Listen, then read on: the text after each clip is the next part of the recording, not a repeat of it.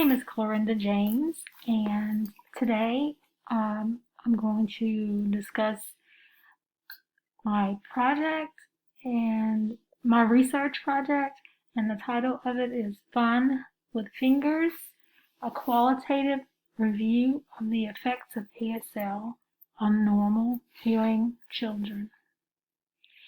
ASL is, I found and learned recently, not too long ago, that is considered a language of its own.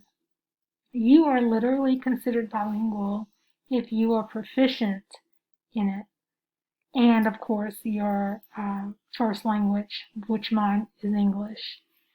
I wanted to supplement a client of mine's play therapy approach that I was using with something that would generalize. I, I searched high and low. She's very young. She had an expressive language disorder. She was very young, and I thought, she's like a sponge. They just soak everything up when they're 2 to 3 years old. Um, I believe that ASL or sign language would prove beneficial to her language development. Therefore, I chose this topic. I wanted to learn more about the possible benefits of supplementing her limited vocalizations with the use of ASL. Now, I want to preface the fact that I chose this topic and soon realized that the bulk of the research was related to the non-hearing community. And I chose a topic on the normal quote unquote hearing community. So that that posed some challenges for me because there was a limited amount of research specifically for or geared toward the normal hearing children.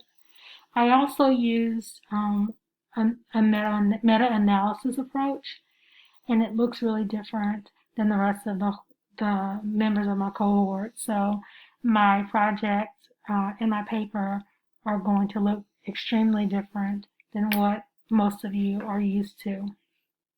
So anyway, moving forward, I realized that learning is really important. Literacy is really important.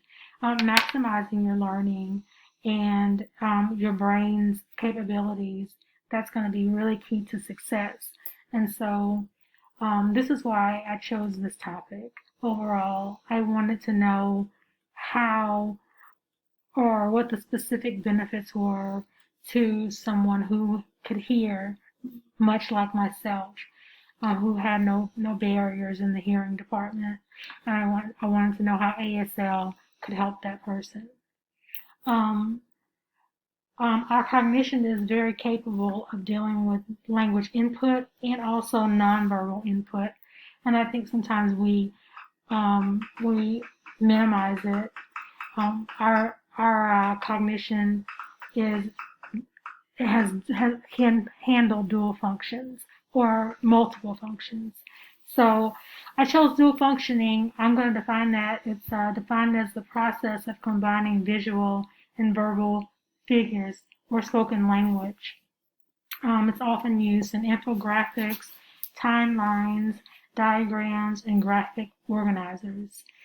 There have been theorists that have extensively experimented with the notion that dual coding is an effective means of literacy development in children. ASL, which is American Sign Language, is expressed by hand and face movements and also the general area around you, and is normally used by children with hearing impairments, creating incentive for receptivity, as said children are not privy to the verbal cues hearing children receive so easily. ASL is said to be the third most studied language in the United States, something I had no clue about before taking the sign language class with Dr. Fulton. Optimal fluency in ASL can take up to 3 years, but it's really contingent upon the person. So if you're really a hard worker and you're adamant about it, you can do it before that time. or it couldn't take you much longer. It just depends on how hard you work. In retrospect, the problem is that few theorists have gathered hypotheses, and there's very little information out there about this specific topic. While the assessments that have been analyzed have been opportune to effective study, more research is necessary. The results have proven to be inconsistent.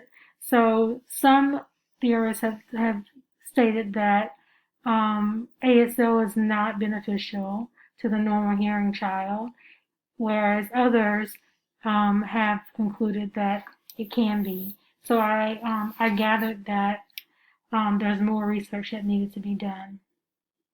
The purpose of the study is to examine the effects of verbal communication with the use of ASL for hearing children, normal hearing children.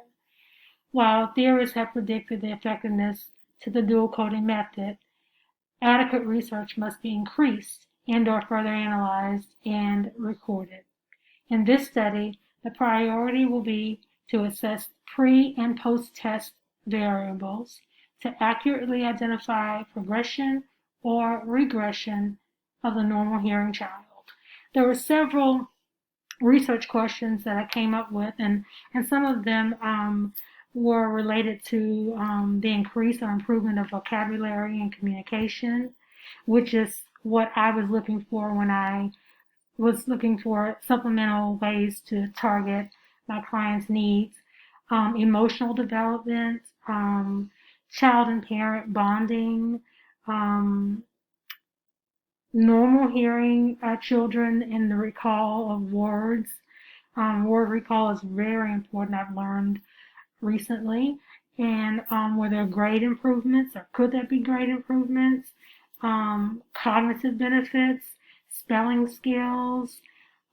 These are all questions that I posed in my research. And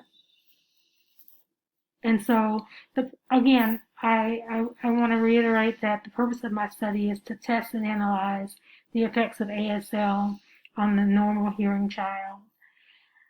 And so, the purpose of the meta-analysis was to determine the verbal effects of American Sign Language on hearing children and to identify where the literacy development was positively affected. Because of the literacy development research point, children under 7 are in the ideal range, as children tend to experience heightened sentence development, are typically able to speak more fluently at that point. It seems that the utilization of dual coding as a mode is beneficial. And there would be use of like videos and things like that, with and without sound. A goal was to examine whether pre- and post-test variables changed at the conclusion of the experiment. Pre- and post-test results are a reflection of sufficient, and decide whether pre- and post-test results are a reflection of sufficient literacy or the lack thereof. So, as I've said several times, it's just basically a study of several research that has been already completed to figure out whether ASL could be beneficial to the normal hearing child.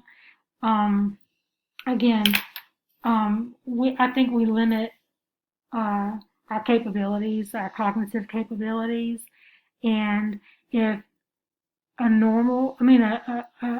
child who does not have normal hearing can learn ASL, then I'm pretty sure that a child with normal hearing can also learn ASL, and it can contribute to all the things that it contributes to when it comes to all the factors that it contributes to when it comes to literacy and language and things like that.